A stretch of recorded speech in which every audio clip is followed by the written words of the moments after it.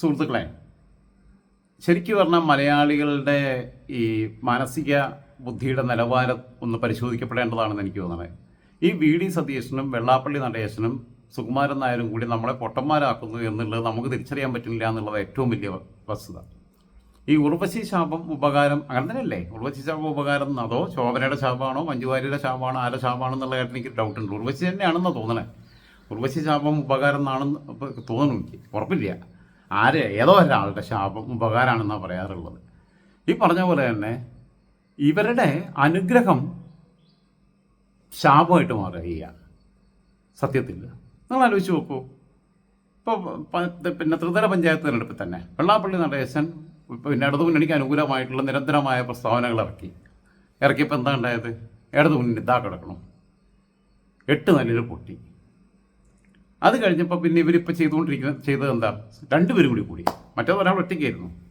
അപ്പോൾ 2 പേരും ബായ് ബായി ആയി. അതിന് മുമ്പ് പിന്നെ പണ്ടൊന്ന് ബായ് ബായി ആയി, പിന്നെ നായാടി മുതൽ നമ്പൂതിരി വരെ എന്നൊക്കെ പറഞ്ഞിട്ട് 2 പേരും കൂടി സംയുക്തമായിട്ടൊക്കെ പരിപാടികളൊക്കെ നടത്തി. അത് കഴിഞ്ഞിട്ട് പിന്നീട് അങ്ങോട്ട് ഇങ്ങോട്ട് നന്ദയ്ക്ക് വിളിച്ചിട്ടില്ല എന്നേ ഉള്ളൂ. ബാക്കിയുള്ള അങ്ങോട്ടും ഇങ്ങോട്ടും ഒക്കെ എല്ലാ ചീത്തകളെയും വിളിച്ചിരുന്നു. വെള്ളാപ്പള്ളി പറയുന്ന അത്രയും ചീത്ത മറ്റേക്ക് പറയാൻ അറിയില്ല, എന്നാലും കുറച്ചുകൂടിയൊക്കെ എന്നാലും അറിയാവുന്ന അത്രയൊക്കെയുള്ള ചീത്തയൊക്കെ പറഞ്ഞു. ഇതെല്ലാം കഴിഞ്ഞ് ഇപ്പോൾ 2 പേരും കൂടി വീണ്ടും ഒരുമിച്ചു. ഇപ്പോൾ നായാടി മുതൽ നസ്രാണി വരെ എന്നായി. അപ്പം ഈ മുസ്ലിങ്ങൾ മനുഷ്യന്മാരല്ലേ, മനുഷ്യന്മാരൊന്നും ആയാൽ മതി എന്നുള്ള ചിന്തയൊന്നുമില്ല. അത് പോട്ടെ, അതല്ല വിഷയം. ഇവർ 2 പേരും കൂടിയിട്ട് ഇപ്പം വി.ഡി. സതീശനെതിരെ പ്രസ്താവന ഇറക്കൽ തുടങ്ങി. അത് കഴിഞ്ഞപ്പോൾ സർവേ റിപ്പോർട്ട്, വി.ഡി. സതീശൻ മുഖ്യമന്ത്രിയാവണമെന്ന് കേരളത്തിൽ ഏറ്റവും കൂടുതൽ ആളുകൾ ആഗ്രഹിക്കുന്നു എന്നുള്ള സർവേ റിപ്പോർട്ട് പുറത്തു വന്നു. സർവേയുടെ ക്രെഡിബിലിറ്റിയെക്കുറിച്ചോ ബാക്കിയുള്ളതിനെക്കുറിച്ചുള്ള ചർച്ചയൊക്കെ അവിടെ നിൽക്കട്ടെ. എന്തായിരുന്നാലും അങ്ങനെ റിപ്പോർട്ട് പുറത്തേക്ക് വന്നു. കാരണം ഇവരുടെ എതിർത്ത് കിട്ടിയാൽ രക്ഷപ്പെട്ടു.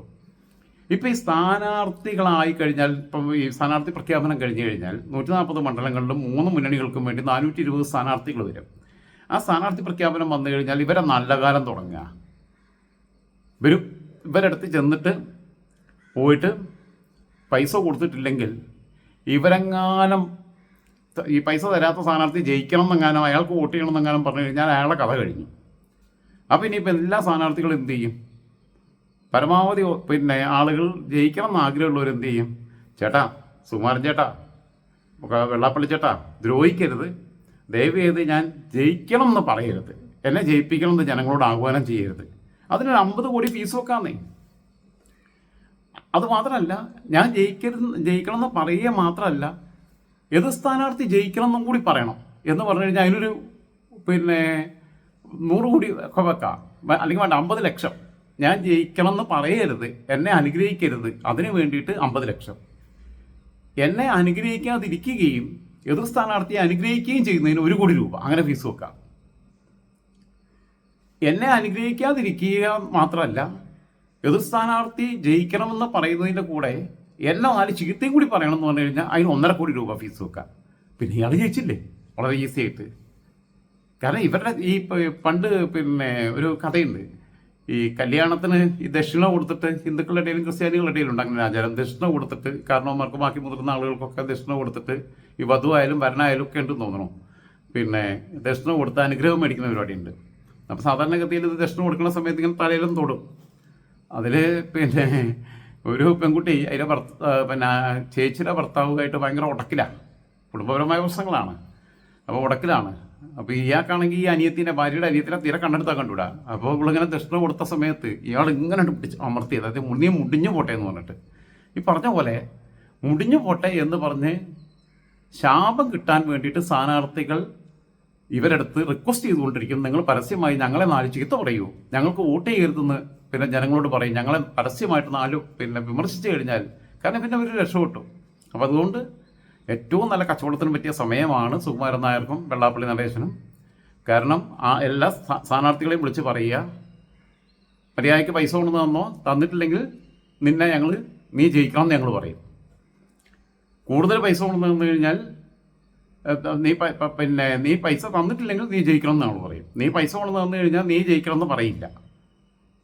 നീ കൂടുതൽ പൈസ തന്നു കഴിഞ്ഞാൽ എതിർ സ്ഥാനാർത്ഥി ജയിക്കണം എന്ന് പറയും.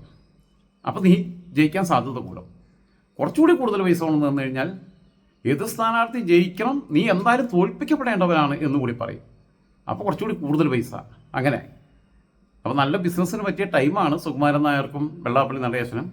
അപ്പോൾ അവരുടെ ശാപം ഏറ്റുവാങ്ങാൻ വേണ്ടി, അവരെ ശാപം കിട്ടാൻ വേണ്ടിയിട്ട് ആളുകൾ കാണിക്കയുമായി അവരുടെ പുറകെ കൈക്കൂലിയായിട്ട് പോകുന്ന ഒരു കാഴ്ച വേണമെങ്കിൽ തെരഞ്ഞെടുപ്പിനോടനുബന്ധിച്ച് കാണാൻ കഴിയും എന്നാണ് ഞാൻ പ്രതീക്ഷിക്കുന്നത്. അപ്പോൾ ഇന്ന് രണ്ടാമത്തതായി ഇനിയിപ്പോൾ അടുത്തതും കൊണ്ട് പിന്നെയും വരും. ഇന്ന് ഇങ്ങനെ നാട്ടുകാർ വെറുപ്പിക്കാൻ തന്നെ തീരുമാനിച്ചിരിക്കുക. കാരണം ഞാൻ ഇന്നലെ ഉറങ്ങിയിട്ടില്ല. മിനിഞ്ഞാന്നും അങ്ങനെ തന്നെയായിരുന്നു, ഉറക്കം ഭയങ്കര പ്രശ്നമായിരുന്നു. അപ്പോൾ ഇന്നലെ ഞാൻ എന്ത് ചെയ്തു, പിന്നെ പകൽ കിടന്നുറങ്ങി. പകൽ കിടന്നുറങ്ങിയിട്ട് 4 മണിയൊക്കെ ആകുമ്പോഴാണ് വൈറ്റ് സ്വാൻ ചാനലിൽ നിന്ന് ഇങ്ങനെ വിളി വരുന്നുണ്ട്. പക്ഷേ അപ്പം ഞാൻ പറഞ്ഞു ഞാൻ ഉറങ്ങിയിട്ടില്ല, ഉറക്കത്തിലാണ് എന്ന് പറഞ്ഞു. പിന്നെ അവർ ബുദ്ധിമുട്ടിച്ചില്ല. പിന്നെ 4 മണി കഴിഞ്ഞിട്ടാണ് ചെന്നത്, എടുത്തത് 4-4:30 ആയിട്ടാണ് ചെന്നത്. ഇന്നെന്തായാലും രാവിലെ തന്നെ പോകണമെന്ന് ഇരുന്നുണ്ട്. കാരണം എന്തായാലും ഇനി ഉറങ്ങുന്നില്ല. അത്യാവശ്യം ഉറങ്ങാനുള്ളതൊക്കെ ഇന്നലെ ഉറങ്ങി തീർത്തതാണ്. അതുകൊണ്ട് ഈ രാത്രി ഒട്ടും ഉറങ്ങിയിട്ടില്ല. രാത്രി 3 മണിക്കാണ് ഞാൻ നടക്കാൻ പോയത്. അവൻ നേരത്തെ തന്നെ ഗുഡ് മോർണിംഗ് പറഞ്ഞുകൊണ്ട് ഇനിയും പറയുന്നില്ല. ഇന്നിങ്ങനെ വെറുപ്പിച്ചുകൊണ്ടേ ഇരിക്കും. പിന്നെ ഇങ്ങനെ പുട്ടിന് തേങ്ങിട്ട പോലെ ഇടയ്ക്കിടയ്ക്ക് ഓരോ വീഡിയോ ആയിട്ട് ഇങ്ങനെ വരും. ഓക്കെ.